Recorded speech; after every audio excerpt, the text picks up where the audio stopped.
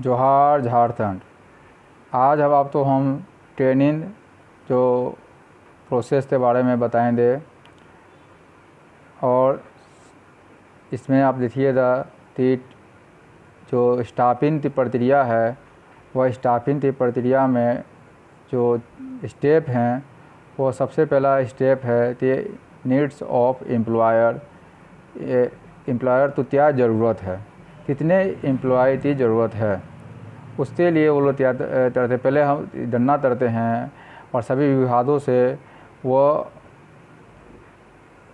मांग, कर्मचारी की मांग और ज़रूरत को निर्धारण करते हैं। उसके बाद वह उसे भर्ती की प्रक्रिया प्रारंभ करते हैं। भर्ती की प्रक्रिया दूसरा स्टेप है। इसमें किया जाता है सबसे पहले विज्ञापन, एडवर्टाइजमेंट निकाला जाता है। लोकल समाचार पत्रों, रोज़गार पत्रों और मैगजीन में और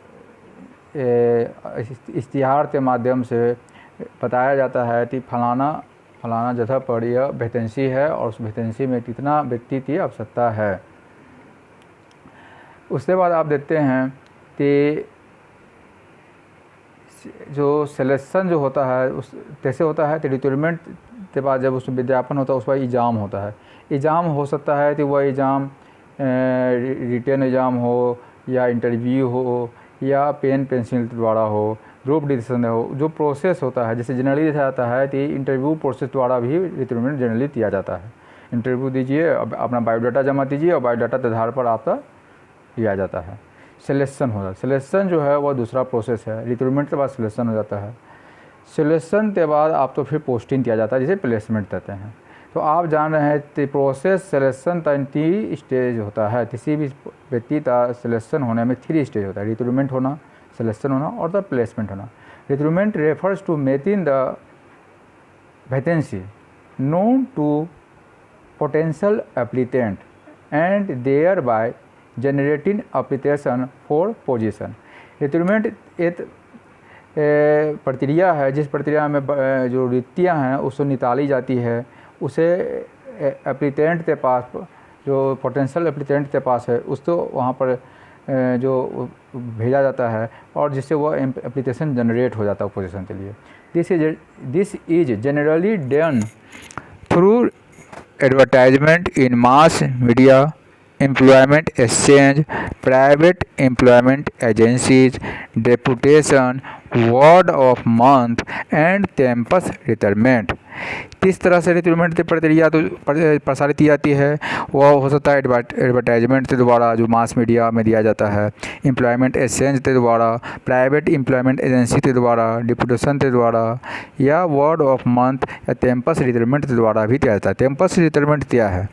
कैंपस रिक्रूटमेंट किसी कॉलेज में जाकर फाइनल ईयर के छात्र के बीच में इंटरव्यू लेकर उसे सिलेक्शन करना डायरेक्टली, तो उससे हम कैंपस रिक्रूटमेंट करते हैं। अभी हाल के समय में हम देखते हैं कि कैंपस रिक्रूटमेंट जो है इंजीनियरिंग, मैनेजमेंट, लॉ और कॉमर्स जहाँ पढ़ाई होती है मैंने वहाँ पर दिया जाता है।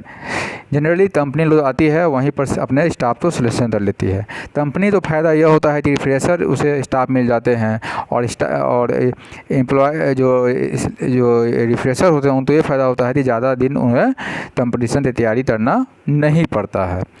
तो a number of method can be used to select these may include application form, selection test, interviews, business games, physical examination, leaderless group discussion, etc. Finally, the employees are placed in the appropriate position.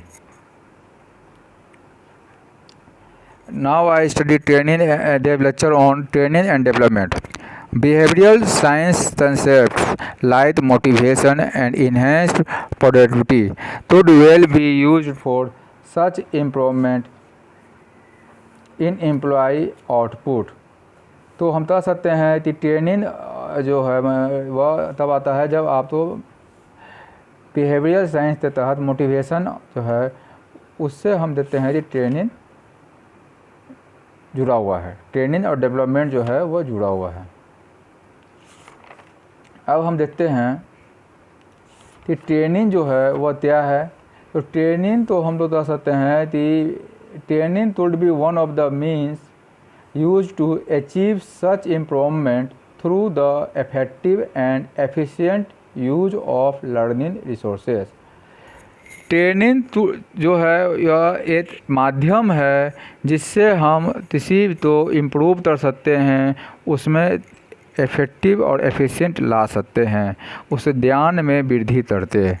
The effective functioning of any organization requires that employees learn to perform their job at a satisfactory level of proficiency। Training refers to the teaching and learning activities carried on for the primary purpose of helping members of an organization to acquire and apply the knowledge, skill, abilities, and attitude needed by that organization।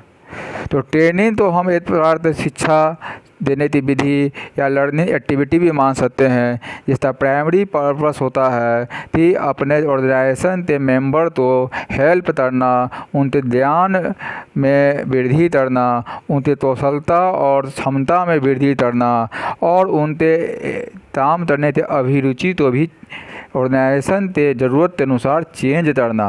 इस प्रकार हम कह सकते हैं कि training is the act of increasing the knowledge and skill of an employee for doing a particular job. The following step must form the basis of any training activities. तो आप देख रहे हैं कि ट्रेनिंग क्या है, एक कार्य है जो नॉलेज तो बढ़ाता है, एम्प्लॉय के कौशलता तो बढ़ाता है, किसी काम करने में उसे एक्सपर्ट बनाता है। पहला क्या है स्टेप क्या है ट्रेनिंग एक्टिविटी का, पहला होता है कि हम पहले क्या किसको ट्रेनिंग की ज़रूरत है, उसका क्या उद्देश्य है, इसको पहले निश्चित करना, पूर्व निर्धारित करना। Determine the training needs and objective, फिर translate them into programme that meet the need of the selected training. उस फिर ट्रेनिंग का दूसरा जो स्टेप होता है, हम ऐसा ट्रेनिंग का प्रोग्राम बनाएंगे जो उस ट्रेनिंग के नीड के अनुसार उससे मिलता हो, उसकी ज़रूरत के अनुसार हम उस प्रोग्राम बनाएंगे। जैसे मान लीजिए अगर हम तो ट्रेनिंग देना है टॉप तो उसका जो ट्रेनिंग प्रोग्राम होगा वह मिडिल मैनेजर से अलग होगा, क्योंकि टॉप मैनेजर का काम होता है निर्णय लेना और मिडिल का काम होता है निर्णय तो नीचे बढ़ाना। तो दोनों का मैकेनिज्म जो है अलग हो जाएगा। तीसरा जो स्टेप है एवेलुएट द रिजल्ट, यानी जो हम प्रोग्राम दिए हैं, जो ट्रेनिंग दिए हैं, उसे ट्रेनर ट्रेनिंग दे दिया, लेकिन ट्रेनिंग क्या समझा उसका फीडबैक लेना भी उसका होता है। तो आप ट्रेनिंग प्रोग्राम में हम 3 स्टेप दे सकते हैं। पहला स्टेप है कि सबसे जो ट्रेनिंग लेने वाला कौन है उसकी क्या ज़रूरत है। दूसरा है कि जिस लेने वाले ज़रूरत के अनुसार हम ट्रेनिंग प्रोग्राम बनाएंगे और जब ट्रेनिंग देने के बाद वो ट्रेनिंग से हम उसका रिजल्ट लेंगे, जब उसका टेस्ट लेंगे और उस जब वो बता देगा जो समझा है तो हम उसका अपने रिजल्ट का एवल्यूएशन करेंगे तो समझ में आया कि नहीं आया। Training should be seen as long term investment in human resources using the equation given below. Performance is equal to ability multiply by motivation. Training एक लंबा समय का इन्वेस्टमेंट है, क्योंकि ट्रेनिंग से क्या होता है व्यक्ति के परफॉर्मेंस में वृद्धि होता है, उसके कार्य क्षमता में वृद्धि होता है, वह मोटिवेट रहता है। तो ट्रेनिंग देने से हमें लॉन्ग टर्म इन्वेस्टमेंट इसको हम लोग कहते हैं। जिस तरह से आप एडवर्टाइजमेंट पर खर्च करते हैं तो वो आप तो बाज़ार तो बढ़ाता है, उसी प्रकार ट्रेनिंग जो है वह भी आपको द्वारा आपके जो कर्मचारी की कार्यक्षमता और अभिप्रेरण तो वृद्धि करता है। Training can have an impact on both these factor. It can heighten the skill and ability of the employee and their motivation by increasing their sense of commitment and encouraging them to develop and use new skill. It is a powerful tool that can have a major impact on both employee productivity and morale if properly used. Training का जो impact है दोनों factor पर पड़ता है। एक तरफ तो वह कौशल और एबिलिटी तो बढ़ाता है एम्प्लॉय तो, और दूसरे तरफ वह एम्प्लॉय में एक मोटिवेशन जगाता है, उस एक भावना तो मिटमेंट था, ताम तरने की तो जो होता है प्रतिबद्धता तो जलाता है, और उसे विकास तो और नए नए स्थिति सीखने के लिए प्रेरित भी करता है। यह एक बहुत शक्तिशाली यंत्र है एक मैनेजमेंट के पास, मैनेजमेंट ऑर्गेनाइजेशन के पास, कि जो बड़ा इम्पैक्ट एम्प्लॉई ते उत्पादकता और उसके मोरल पर ला सकता है अगर उसे प्रॉपरली ट्रेनिंग का यूज किया हो। Are there is stated that an organization effectiveness is dependent on the ability to accomplish the following three objectives। Address जो हैं वो कहते हैं कि किसी भी संगठन का क्षमता इस बात पर डिपेंड करता है कि वो उसके पास कितनी क्षमता है, एबिलिटी है कि वो अब 3 ऑब्जेक्टिव तो पूरा कर ले। जैसे टू अचीव इट, जो गोल है उसको अचीव कर ले, to maintain its self internally, अपने मेंटेन भी इंटरनली कर ले, अंतरिक्ष से वो अपना मेंटेन कर ले, और तीसरा है एडॉप्ट टू इट्स इन्वायरमेंट, और अपने पर्यावरण के बारे में भी एडेप्ट कर ले। If an organization achieve these it is a healthy and passive. अगर किसी भी संगठन तो ये अचीव हो जाता है तीनों गोल, जो अपना गोल भी अचीव कर ले, अपना इंटरनली मेंटेन भी कर ले, इन्वायरमेंट कर ले, तो वो हेल्दी और फ्लेक्सिबल होता है। अब ट्रेनिंग की ज़रूरत क्यों पड़ता है, नीड्स ऑफ ट्रेनिंग फोर्स। पहला होता है कि organization viability and the transformation process, second technological advances, third organization complexity, fourth human relation. Training जो होता है दिया जाता है इसलिए कि हमारे संगठन जो है वह जी पाए। ये संगठन तभी से चलता है जब उसका कार्यक्षमता और प्रदर्शन बढ़ता है। तो ट्रेनिंग के द्वारा कार्यक्षमता वृद्धि होता है, तो वो विएबिलिटी के लिए, बहनता के लिए, संगठन बहन करे इसके लिए ज़रूरत है। और ट्रांसफॉर्मेशन प्रोसेस है, जो परिवर्तन प्रोसेस है उसके लिए भी ट्रेनिंग ज़रूरी है। तो नया नया टेक्नोलॉजी आ रहा है, वो एडवांस आ रहा है, उसको सीखने के लिए भी ट्रेनिंग चाहिए। ऑर्गेनाइजेशन कॉम्प्लेक्सिटी चाहिए, ह्यूमन रिलेशन चाहिए। ऑर्गेनाइजेशन कॉम्प्लेक्सिटी तो समझने के लिए भी ट्रेनिंग चाहिए, पार्टिकुलर चीज़ को समझने के लिए, और मानवता जो संबंध होता है उससे बनाने के लिए भी ट्रेनिंग चाहिए। Training activities should be an integrated part of the organization total management development MD activities। Training activity जो होता है वो इंटीग्रेटेड पार्ट है ऑर्गेनाइजेशन का टोटल मैनेजमेंट डेवलपमेंट का। Integration of MD activity would be depended on the following variable. Integration जो होता है मैनेजमेंट डेवलपमेंट एक्टिविटी का, वो होता है बहुत सारे उसके वेरिएबल होते हैं, कारक होते हैं। जो पहला है परफॉर्मेंस अप्राइजल, दूसरा है मैन पावर प्लानिंग, तीसरा है superior subordinate relationship and work environment. The individuals adjustment is dependent both an emotional factor and on the set of expectation he has of his job, his superior, peers and subordinate and of the organization in general. किसी भी व्यक्ति का जो होता है adjustment जो होता है वह भावनात्मक फैक्टर पर और तो उस एक्सपेक्टेशन पर होता है। जैसे जॉब के प्रति एक्सपेक्टेशन, सुपीरियर के प्रति त्या, उससे पीयर्स थे जो सेम एज ग्रुप के हैं उसके साथ त्या है, सबऑर्डिनेट से त्या है।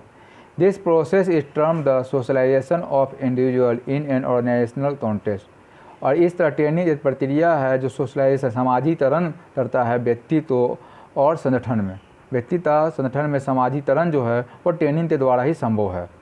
The socialization process requires the individual to blend his personality, his views and self-expression in a manner that is acceptable to the organization. In this process, the individual also tries to find more about himself, his likes, his area of satisfaction. This process of self-discovery, of understanding one's desire and aspiration is a complex one. समाजीकरण जो प्रक्रिया है वह व्यक्ति तो अपने personality में उस ब्लेंडिंग का प्रक्रिया है, उससे व्यू, उससे विचार तय हैं, उससे अपना एक्सप्रेशन तय है, किस तरह से वो अपना एक्सप्रेशन देता है ऑर्गेनाइजेशन में। यह एक प्रक्रिया है जिसमें एक व्यक्ति का जो प्रयास करता है वह अपने तो ज़्यादा लाइक अपने एरिया सर्टिफिकेशन तो बताने था।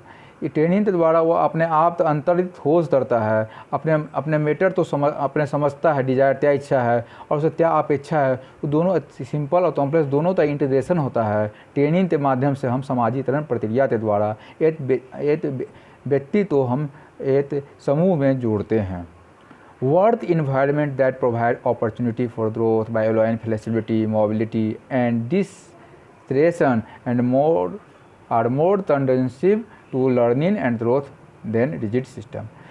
थर्ड पर जो हम जाते हैं वर्क इन्वायरमेंट, जो थर्ड पर जो हमारा पर्यावरण है, वातावरण है, वो बहुत ज़्यादा हमें ट्रेन करता है, हम तो वृद्धि करता है, हम तो फ्लेक्सिबिलिटी मैंने लाता है, हम एक देश मोबिलिटी कर लेते हैं, मतलब कहीं जा भी सकते हैं, डिस्टेंस यानी एक तरह से संवहन हो जाता है वो चार पर्यावरण के द्वारा। अब हम लोग ट्रेनिंग इनपुट्स के बारे में, ट्रेनिंग इनपुट्स जो है 3 बेसिक इनपुट होता है। ट्रेनिंग में 3 बेसिक इनपुट दिया जाता है। पहला स्किल, दूसरा second attitudes and third knowledge. Training के द्वारा हम किसी तो पहला जो पार्ट इनपुट है स्किल होता है, काम कैसे किया जाए इसके बारे में हम लोग ट्रेनिंग देते हैं। एटीट्यूड कैसे उसका मोटिवेशन बढ़ाया जाए, एटीट्यूड बढ़ाया जाए, ये होते हैं, और उसको ध्यान नॉलेज भी देते हैं। अब एरिया ऑफ ट्रेनिंग क्या है? Training in company policy and procedures, industrial training उसको देते हैं। अगर कंपनी के पॉलिसी नीति के बारे में, प्रोसीड्यूर के बारे में देते हैं। सेकंड वो ट्रेनिंग इन पार्टिकुलर स्किल के बारे में। थर्ड हुआ training in human relation. 4 training in problem solving. 5 managerial and supervisory training. 6 apprentice training. इस प्रकार हम देखते हैं कि ट्रेनिंग 6 प्रकार से एरिया है, ट्रेनिंग का 6 एरिया है, और वह एरिया जो है इंडस्ट्रियल ट्रेनिंग है, पार्टिकुलर स्किल का ट्रेनिंग है, ह्यूमन रिलेशन का ट्रेनिंग है, प्रॉब्लम सॉल्विंग का ट्रेनिंग, और मैनेजर और सुपरवाइजरी ट्रेनिंग, और चीज़ जो है अप्रेंटिस ट्रेनिंग होता है। यानी आप पढ़ाई भी कर रहे हैं, साथ में कहीं ट्रेनिंग भी ले रहे हैं, वो अप्रेंटिस ट्रेनिंग होता है। Learning and training, irrespective of the type or method of training, a trainer has to keep in mind some of the principle of learning or motivation which would enhance internalization of what is taught। आप किसी भी type का method, किसी method से training दे रहे हों, लेकिन ये बात हमेशा ध्यान में रखिए कि आपके माइंड में तो लर्निंग प्रिंसिपल और मोटिवेशन का प्रिंसिपल होना चाहिए, क्योंकि इसी लर्निंग प्रिंसिपल के द्वारा ही आप किसी ट्रेनी तो मोटिवेट कर सकते हैं, रीइंफोर्समेंट कर सकते हैं, फीडबैक के द्वारा, ट्रांसफर ऑफ लर्निंग के द्वारा, और रिपीटिशन द्वारा, और रेलेवेंसी द्वारा। ये 6 प्रिंसिपल तो हमें ध्यान रखना होगा। एक ट्रेनर तो मोटिवेशन का प्रिंसिपल, रीइंफोर्समेंट का प्रिंसिपल, फीडबैक का प्रिंसिपल, ट्रांसफर ऑफ लर्निंग का प्रिंसिपल, और रिपीटेशन और रेलेवेंस का रखना होगा। आप देख रहे हैं कि सबसे पहले हम अगर जाते हैं तो ऑब्जेक्टिव ऑफ ट्रेनिंग मेथड क्या है, तो भी ट्रेनिंग मेथड का क्या ऑब्जेक्टिव होना चाहिए। तो हमें पहला ऑब्जेक्टिव होता है डेमोन्स्ट्रेटिव वैल्यू। डेमोन्स्ट्रेशन वैल्यू का मतलब हुआ कि हम जो ट्रेनिंग दिए वो ट्रेनर जो लेकर उसके में क्या परिवर्तन आया, वो परिवर्तन शो ऑफ किया नहीं। अगर वो परिवर्तन दिखा दिया, पहले से कुशलता में वृद्धि हो गई, उससे एटीट्यूड में चेंज आया, नॉलेज में वृद्धि हुई, तो उसे हम डेमोन्स्ट्रेटिव वैल्यू कहेंगे। डेवलपिंग इंटरेस्ट क्या हुआ? डेवलपिंग इंटरेस्ट, उससे इंटरेस्ट तो डेवलप कर देना, ये भी ट्रेनिंग का होता है। अगर हम कुछ नया चीज़ बता देते हैं तो वो आदमी तो इंटरेस्ट डेवलप हो जाता है और वो सीखने का प्रयास करता है। अपील टू मेनी सेंस, और बहुत सारे सेंस में वो उस प्रयोग करता है। अब हम लोग ऑब्जेक्टिव ऑफ ट्रेनिंग मेथड जान रहे हैं कि हमारा ऑब्जेक्टिव ऑफ ट्रेनिंग मेथड क्या है? डेमोन्स्ट्रेटिव वैल्यू, डेवलपिंग इंटरेस्ट और अपील। अब हम जानेंगे classification of method on the job oriented training method. अगर हम जॉब में रहते हुए, काम करते हुए अगर ट्रेनिंग लेते हैं तो हमें इन कैटेगरी में से तो चुनना पड़ेगा, या तो ऑन द जॉब ट्रेनिंग लेना होगा या जॉब रोटेशन द्वारा हम सीखने दें। थर्ड गाइडेंस एंड काउंसलिंग के द्वारा। 4 ब्रेन स्टॉर्मिंग सेशन के द्वारा। और 5 सिंडिकेट मेथड। सिंडिकेट मेथड क्या हुआ है? वर्किंग इन स्मॉल ग्रुप में काम कर रहे हैं हम लोग ये करेंगे। तो आप अगर काम करते हुए कर सकते हैं तो आप ऑन द जॉब ट्रेनिंग मतलब जहाँ पर वहीं ट्रेनिंग ले सकते हैं। या इस प्रकार हम देखते हैं कि ट्रेनिंग के द्वारा जो है ऑन जॉब ट्रेनिंग हम 5 तरह से ले सकते हैं। सेकंड है simulation method. Real life situation are simulated by imparting training. Real life से हम सिचुएशन देते हैं, उसमें आप कैसे स्टिमुलेट करते हैं, उससे आपका ट्रेनिंग इम्प्रूव करते हैं। और इस मेथड में मतलब हम जो अभी मेथड बताए हैं कि उस मेथड के द्वारा फॉलोइंग 3 तरह से हम कर सकते हैं। वह क्या हम बताएं आपको, तो आप समझिए। सिमुलेशन रियल लाइफ सिचुएशन तब आता है जिसमें आप तो रोल प्ले तेसा रोल आप प्ले कर रहे हैं टेस्ट मेथड द्वारा, मैनेजमेंट गेम्स द्वारा और इन बास्केट एक्सरसाइज द्वारा। थर्ड मेथड जो है नॉलेज बेस्ड मेथड है, ज्ञान आधारित विधि ट्रेनिंग था। In this method of training an effort is made to expose participant to concepts and theory, basic principle and pure and applied knowledge. In this subject area, it is aimed at creating an awareness of knowledge of fundamentals. The focus is essentially on transmission of knowledge, which has to imbibed by participants. या knowledge based method जो होता है इसमें हम लोग प्रयास करते हैं कंसेप्ट और थ्योरी के द्वारा बेसिक जानकारी, विशेष जानकारी या अप्लाइड जानकारी द्वारा हम किसी सब्जेक्ट एरिया तो हम टैकल करते हैं। हमारा यह एम रहता है कि हम उसमें जागरूकता अवेयरनेस तो बढ़ाएं, नॉलेज से फंडामेंटल बढ़ाएं। यह ट्रांसमिशन करता है नॉलेज, तो हम ट्रांसफ़र जैसे अभी हम आपको बताते ट्रांसमिशन कर रहे हैं अपना नॉलेज, तो इस तरह से हम पार्टिसिपेंट तो इसमें हम जोड़ने का प्रयास करते हैं। ट्रेनिंग तो हम नॉलेज द्वारा हम बताते हैं। बहुत सारे मेथड हैं ट्रेनिंग का, तो सबसे पहला जो मेथड है वह सबसे आसान मेथड जो मेथड का प्रयोग में हम कर रहे हैं आपके साथ जुड़ने के लिए, वह है लेक्चर्स मेथड। लेक्चर्स मेथड में हम लेक्चर दे रहे हैं, आप उसे ध्यान से सुन रहे हैं और उस लेक्चर से जो मेन बात जो आपको समझ में आ रहा है उसको आप नोट डाउन कर रहे हैं, और उसके बाद फिर आप कहीं लेक्चर देते हैं तो उस पॉइंट तो आप उसमें जोड़ देते हैं और अपना नॉलेज का ट्रांसफ़र हम एक से दूसरे जगह तक कर सकते हैं। सेकेंड जो मेथड है वह है सेमिनार वर्कशॉप। सेमिनार में हम भाग लेते हैं, वहाँ बहुत सारे वक्ताएँ होते हैं, सब बोलते हैं। वर्कशॉप में जाते सब अपने हम दिखाते हैं, तो काम करते हैं, सीखते हैं। थर्ड है educational training programme at academic institute. Fourth है programmed instruction in which knowledge is disseminated in book from to be learn at the individual pace and where feedback on the learning is given aspect of the method. एक होता है फिर जैसे हम instruction method से हम भी training दे सकते हैं, हम उससे कुछ नॉलेज ट्रांसफ़र किए, वो नॉलेज लिया, फिर उससे हम टेस्ट लिए, फीडबैक दिया, इस तरह से भी हम ट्रेनिंग दे सकते हैं। फिल्म एंड टीवी, फिल्म और टीवी के माध्यम से भी हम लोग सीखते हैं। Group discussion especially in the combination with some of above for assimilation and और ग्रुप डिस्कशन के द्वारा भी हम एक दूसरे को समझाते हैं और उसके बाद हम एसिमिलेट और इंटीग्रेट करते हैं। चौथा जो मेथड है ट्रेनिंग का वह एक्सपेरिमेंटल मेथड है। एक्सपेरिमेंटल मेथड में हम क्या करते हैं, उसमें मेथड क्या है सेंसिटिविटी ट्रेनिंग TL ग्रुप बनाते हैं। तो उसके बाद दूसरा है ट्रांसलेशनल एनालिसिस, और थर्ड है अचीवमेंट मोटिवेशन वर्कशॉप। तो इस प्रकार हम देते हैं 4 हमारा ट्रेनिंग मेथड है जिसके बारे में हमने चर्चा किया। अब इससे भविष्य में और सारे मेथड हैं जिसके बारे में हम और ज़्यादा जानेंगे। उसमें आप देखिए business game simulation, case study and group discussion syndicate, ये सब जो है फ्यूचर का ट्रेनिंग का मेथड है। अब हम activities of organization career planning के बारे में बताएंगे। कौन से क्रियाएँ करियर प्लानिंग के रूप में एक विभाग संगठन करता है उसके बारे में हम चर्चा करेंगे। तो सबसे पहला जो है human resource forecasting and planning. सबसे पहले ह्यूमन रिसोर्स अब कितना ज़रूरत है पूर्वानुमान वो सब प्लानिंग करता है। सेकेंड है career information, career information. Third है करियर काउंसलिंग। फोर्थ है करियर पाथिंग, करियर कैसे बढ़ेगा वो सब पथ बनाना। 5 है स्किल असेसमेंट ट्रेनिंग और 6 है सक्सेसिव प्लानिंग। तो आज का जो मेरा टॉपिक था वह ट्रेनिंग और डेवलपमेंट पर तो टॉपिक था, जिसमें आपने विभिन्न प्रकार के area of training, training input, learning and training, objective of training method, classification of method और socialisation, work environment impact on training, इनके बारे में हमने चर्चा किया। और हमने ये भी बताया कि सिलेक्शन के कितने प्रोसेस हैं और इस सिलेक्शन होने में कौन से प्रक्रियाओं से गुजरना पड़ता है। तो आज तक आपका ये मेरा लेक्चर कैसा लगा, इसमें ज़रूर आप लोग मेरे YouTube चैनल को पर सब्सक्राइब कीजिए और उस पर हमें आप कमेंट करते बताइए कि आपको ये वीडियो, ये लेक्चर मेरा ट्रेनिंग और डेवलपमेंट पर कैसा लगा। Thank you.